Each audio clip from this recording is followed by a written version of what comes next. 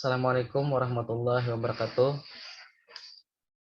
Kami peserta Latsar CPNS Kementerian ATR BPN gelombang 4 angkatan 31 kelompok 2 yang beranggotakan saya Muhammad Amin, kemudian Muhammad Robi Auliandi, Nazalat Yaukumalasari, Septiana Runingtyas Ayu Pertiwi, dan Yoga Aditama.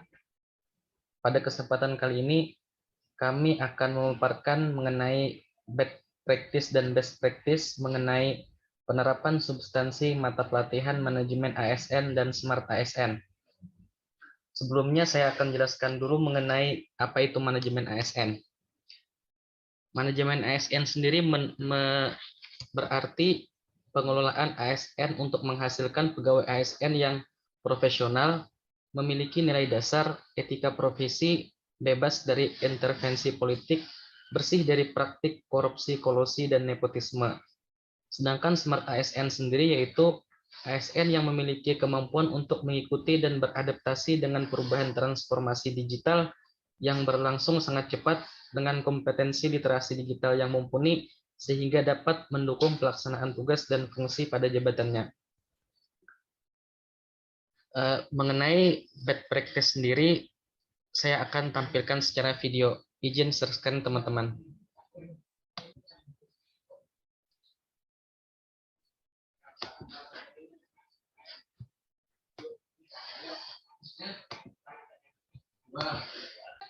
Tahun 2017 keduanya menerima yang seharusnya tidak boleh dan seharusnya dibawa ke lapas Batu Licin. Jadi saat ini tersangka mantan kepala BPN ini merupakan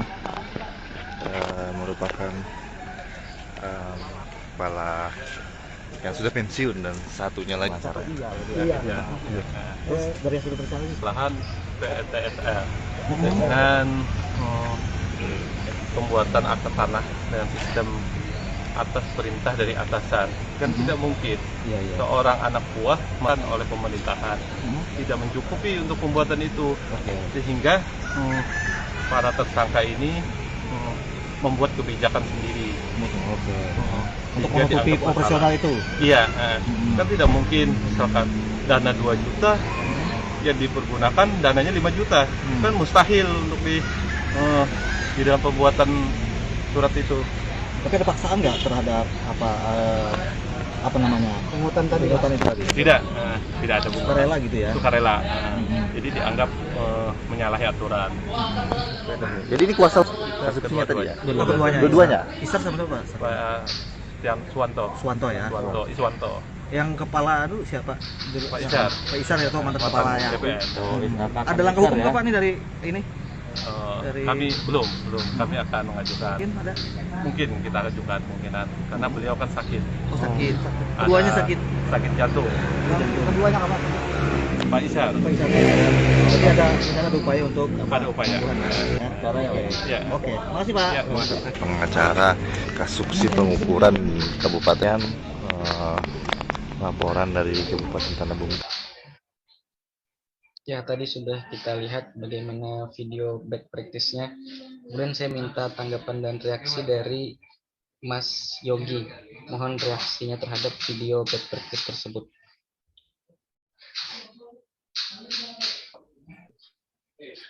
Terima kasih sebelumnya atas kesempatan dari moderator untuk menanggapi video best practice tersebut.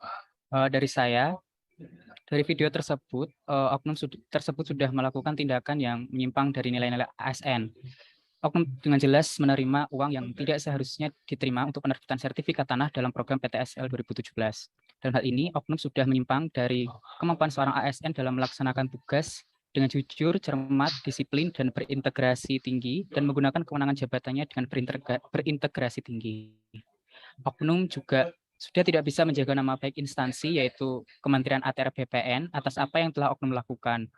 Hal ini akan berdampak pada menurunnya tingkat kepercayaan masyarakat terhadap Kementerian ATR BPN itu sendiri. Apabila sesuai dengan pasal 87 hingga pasal 90 Undang-Undang Republik Indonesia Nomor 5 Tahun 2014 tentang Aparatur Sipil Negara, oknum tersebut dapat dikenai sanksi, yaitu pemberhentian secara tidak hormat karena melakukan tindakan pidana kejahatan yang berhubungan dengan jabatannya. Mungkin sekian dari tanggapan yang dapat saya sampaikan. Terima kasih, saya kembalikan lagi kepada moderator. Terima kasih Mas Yogi atas pendapat dan reaksinya. Reaksi yang sangat bagus sekali. Kemudian reaksi kedua saya minta kepada Mbak Septiana untuk mereaksi video tadi. Silakan. Iya, terima kasih moderator atas kesempatannya. Menurut pendapat saya, perilaku dari oknum pegawai BPN tersebut mencerminkan sikap tidak melaksanakan tugas sebagai pegawai ASN untuk memberikan pelayanan publik yang profesional dan berkualitas. Selain itu, perilaku oknum BPN tersebut menunjukkan pelanggaran kode etik yang meliputi, yang pertama, tidak melaksanakan tugasnya dengan jujur, bertanggung jawab, dan berintegritas tinggi. Yang kedua, tidak melaksanakan tugasnya sesuai dengan peraturan perundang-undangan. Hal ini dapat terlihat dari perilaku oknum BPN di Tanah Bumbu tersebut yang telah menerima dana untuk biaya pengukuran tanah program PTSL. Sekian saran dari saya, kurang lebihnya mohon maaf, waktunya saya kembalikan ke moderator. Terima kasih. Terima kasih Mbak Septiana, bagus sekali reaksinya. Kemudian kita lanjut ke video best practice ya. Izin share screen.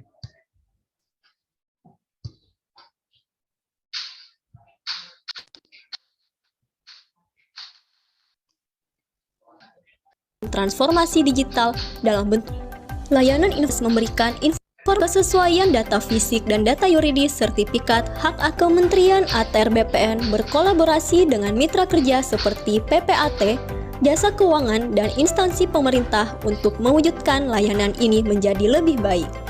Dengan adanya layanan informasi pertanahan elektronik ini, Kementerian ATR BPN benar-benar hadir di tengah masyarakat dan berkomitmen menjadi solusi dalam setiap permasalahan pertanahan yang ada.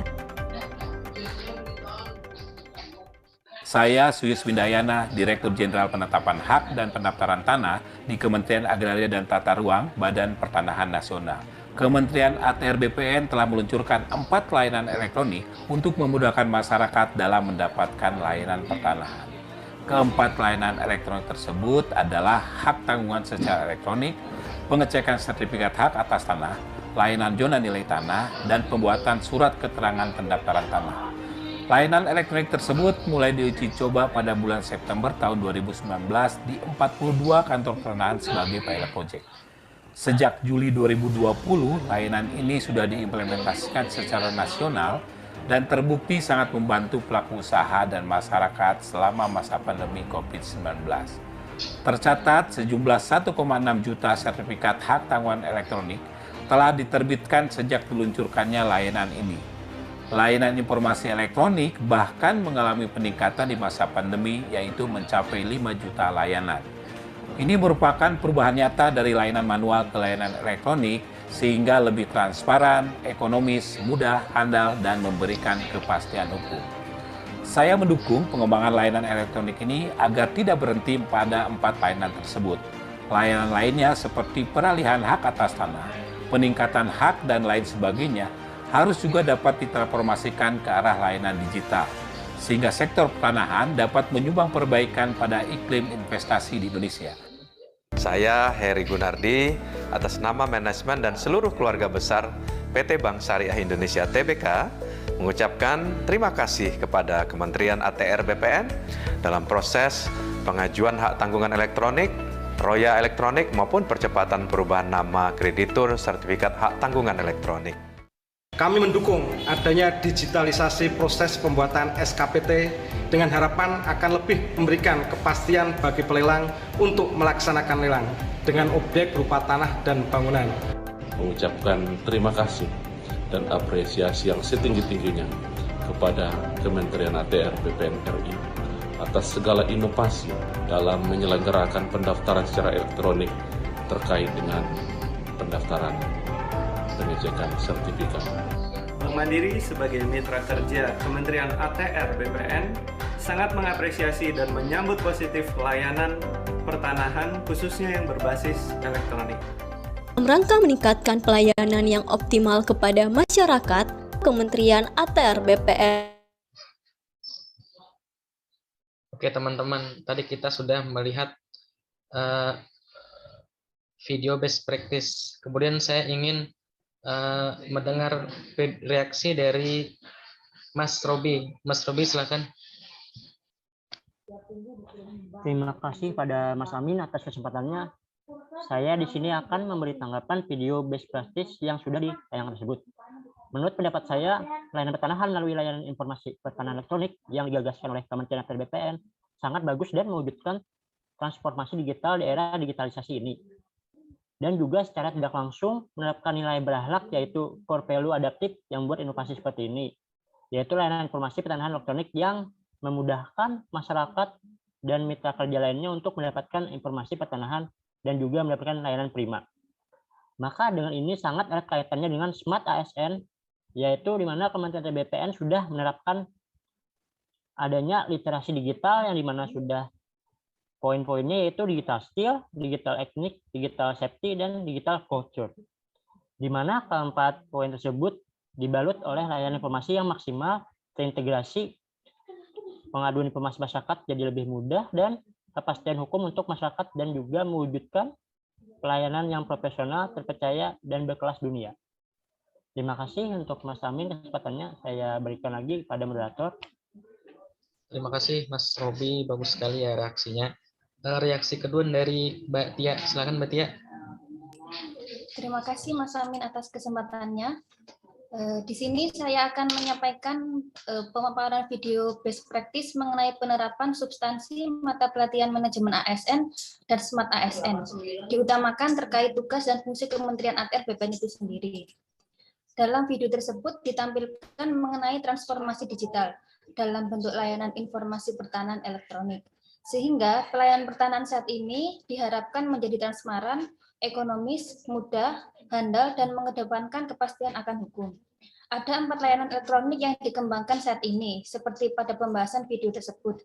Yang pertama adalah hak tanggungan elektronik, pengecekan sertifikat hak atas tanah, layanan ZNT atau zona nilai tanah, dan yang terakhir adalah pembuatan surat keterangan pendaftaran tanah.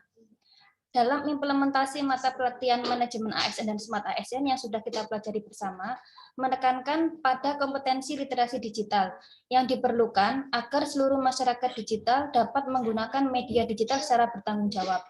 Penilaiannya dapat ditinjau dari 4 hal. Yang pertama, etika dalam mengakses media atau digital ethics, budaya menggunakan digital atau digital culture, penggunaan media digital dengan aman atau digital safety, dan yang terakhir adalah kecakapan penggunaan media digital atau digital skill.